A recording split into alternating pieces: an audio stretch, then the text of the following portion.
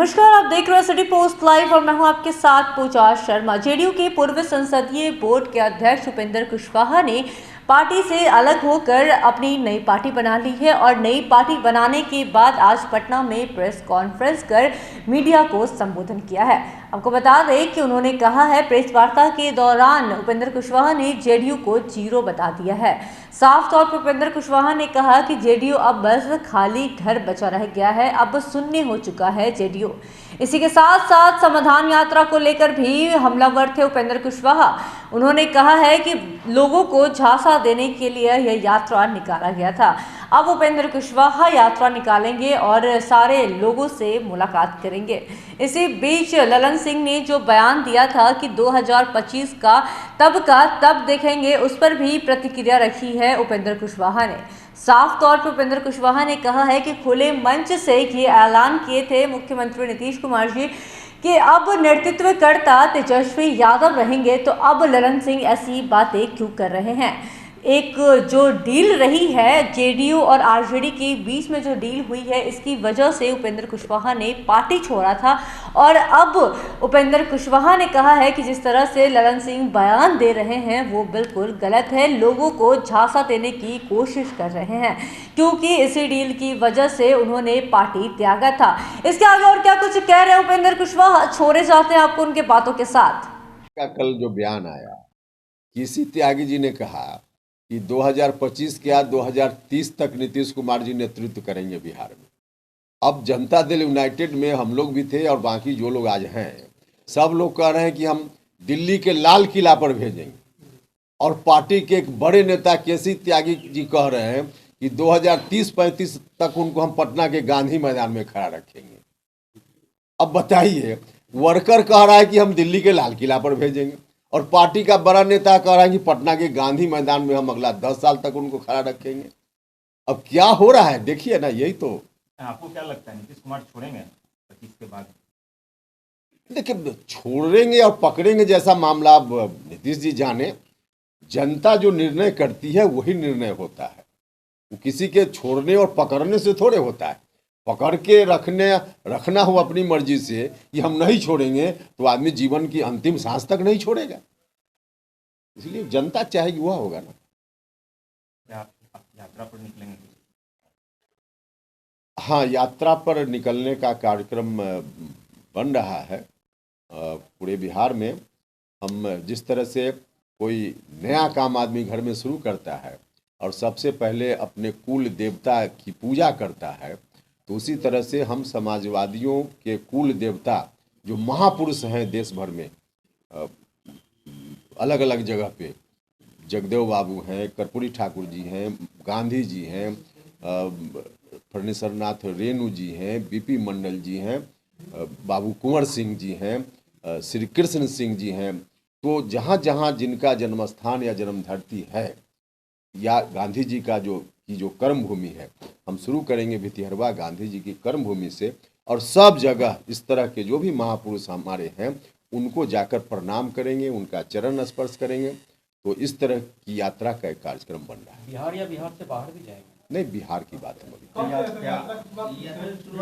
यात्रा की शुरुआत बाकी पूरी तारीख जब बन जाती है, किस दिन कहाँ, तब डिटेल आपको यात्रा का नाम भी? हाँ, यात्रा का नाम भी होगा, आपको बताएंगे। लेकिन हमको लगता है कि नाम तय नहीं हुआ, इस महीने के अंत तक ही शुरू होना चाहिए। एग्जैक्ट तारीख आपको बताएंगे, कार्यक्रम का विवरण पूरा तैयार हो रहा है तो आजकल में बताएंगे, लेकिन इस महीने में ही शुरुआत होगी, ऐसा लगता है। मन में कोई अफसोस भी है या दुख है? करने का अब की परिस्थिति जो है उसमें कोई दुख नहीं है, लेकिन हाँ इतना जरूर है कि मन में थोड़ी सी पीड़ा तो होती है। जिस पार्टी को इतना संघर्ष करके बिहार के लोगों ने ताकत दी, बनाया, न जाने कितने लोगों की जान गई, कितने कार्यकर्ताओं ने यातना सही, तब जाकर यह पार्टी बनी। लेकिन यह पार्टी आज बर्बाद हो रही है, इस बात का तो दुख जरूर है। और यह पार्टी अगर मजबूती से काम करती होती, जिस मकसद से पार्टी बनी थी उस मकसद से पार्टी अगर काम करती होती, तो आज यह नौबत नहीं आती इस बात की पीड़ा तो है। कुशवाहा जी, क्या जदयू में जो परिस्थितियां कभी बदलती हैं, नीतीश कुमार कोई बड़ा फैसला लेते हैं, भविष्य में कोई परिस्थितियां बदलती है तो क्या उपेंद्र कुशवाहा फिर से नीतीश कुमार के साथ आ सकते हैं? नहीं, देखिए, राजनीतिक रूप से जिस रूप में मर्जर मेरा हुआ था, अब तो भविष्य में कभी भी नीतीश कुमार जी को जो उनके साथ वाले लोग हैं उस लायक रहने ही नहीं दिए, तो अब सवाल ही नहीं उठता है कि कोई उस रूप में नीतीश कुमार जी के हम साथ जाएं, हो ही नहीं सकता। अब व्यक्तिगत रूप से कभी नीतीश जी को खून की जरूरत हो तो उपेंद्र कुशवाहा पहले जाकर खून देने का काम करेगा, व्यक्तिगत रूप से। जदयू में जो विधायक हैं, सांसद हैं, क्या आपके संपर्क में हैं? देखिए, संपर्क में तो हैं ही लोग, इंतजार कीजिए, हमसे ही संपर्क में नहीं हैं, सिर्फ ऐसा नहीं है, अलग अलग लोग अलग अलग जगह भी संपर्क में हैं, हमसे भी बहुत सारे लोग संपर्क में, तो इंतजार कीजिए, धीरे धीरे देखिए चीजों को। एनडीए की ओर से कोई ऑफर आता है या आपकी ओर से कोई कवायद उधर जाने को? या अभी कोई ऑफर पर हमारा ध्यान नहीं है, अभी तो कल हमने पार्टी अनाउंस किया है, इन बातों पर अब सोचेंगे ना। हाँ, इतना हम जरूर कहेंगे कि जननायक कर्पूरी ठाकुर जी की विरासत जो आज उधर सौंपने की बात हो रही है, उधर हम लोगों ने तय किया है कि नहीं सौंपने देंगे। इस मकसद को पूरा करने की दृष्टि से हमको कहीं भी राजनीतिक रूप से दोस्ती करनी पड़ेगी, तो इस बड़ा मकसद को ध्यान में रख करके हम कहीं भी दोस्ती कर सकते हैं। क्या आरसीपी सिंह से भी बातचीत हो रही है? नहीं, बातचीत हमारी आरसीपी बाबू से हमारी बातचीत, हमको लगता है कि जब हम पार्टी में आए थे उसके महीना 2 महीना तक बात हुई, मंत्री बने तब तक एक आध बार बात हुई, उसके बाद मेरी आज तक कोई बातचीत नहीं। अच्छा, यूनिफॉर्म सिविल कोड की बहुत चर्चा है, अगर यूनिफॉर्म सिविल कोड लागू किया जाता तो क्या आप उसका समर्थन करेंगे? देखिए, यूनिफॉर्म सिविल कोड, हिंदुस्तान इतना बड़ा देश है, अलग अलग तरह के लोग हैं, अलग अलग तरह की बोली है, अलग अलग तरह का वेशभूषा है, यहाँ तक कि खान पान भी अलग है। राजमा चावल कश्मीर से हम शुरू करते हैं, लिट्टी चोखा बिहार होते हुए मछली भात पश्चिम बंगाल तक हम पहुँच जाते हैं, मसाल डोसा लीजिए तो आंध्रा, हम कन्याकुमारी तक पहुँच जाते हैं। इस देश में उस तरह का कहाँ हो सकता है। लेकिन हाँ, संविधान निर्माताओं ने अपेक्षा की थी कि धीरे धीरे लोग खुद ही उस रूप में अगर मन बना लें, लोगों का काम है, सरकार का काम यह नहीं, हम माहौल बने उस रूप में, देश के लोग कभी उस रूप में तैयार हो जाएं तो ठीक है, वरना जबरदस्ती किसी पर थोप कर यह काम नहीं हो सकता।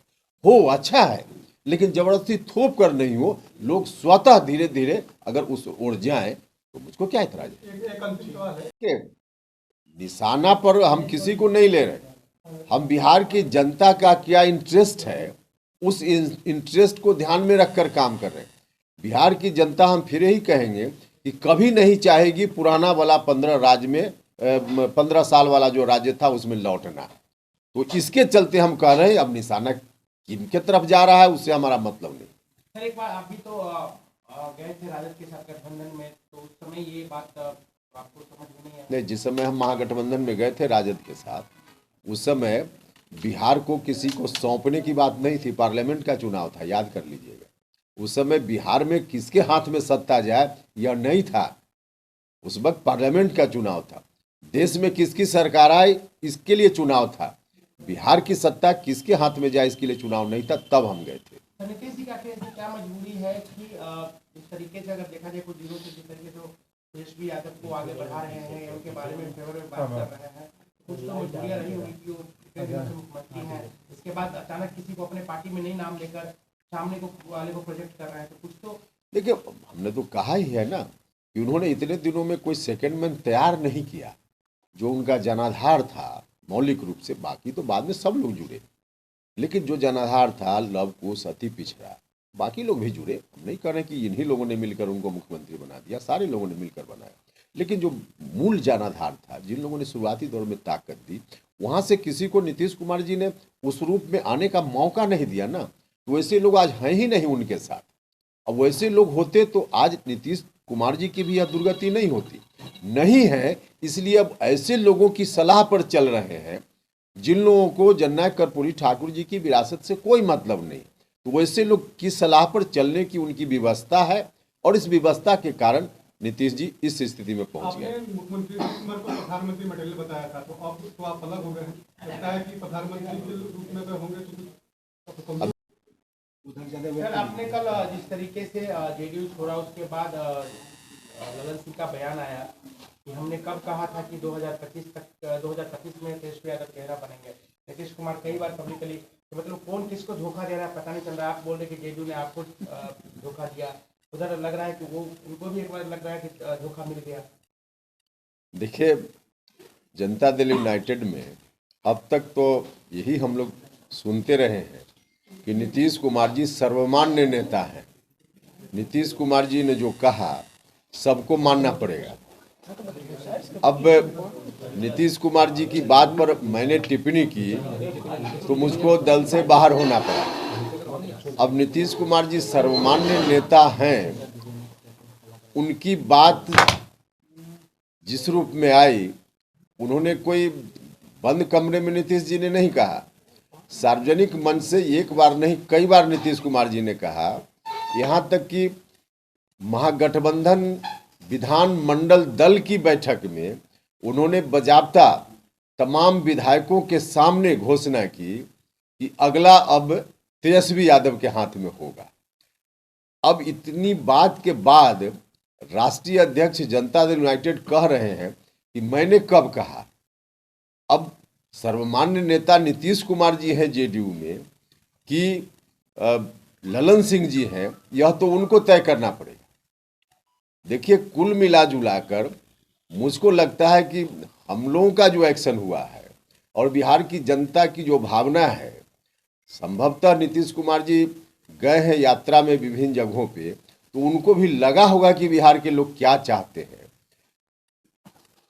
तब अब कुछ ऐसी बात करो कि जनता को फिर से झांसा में ले आवे। इसलिए ललन सिंह जी ऐसी बात कह रहे हैं कि हमने कब कहा।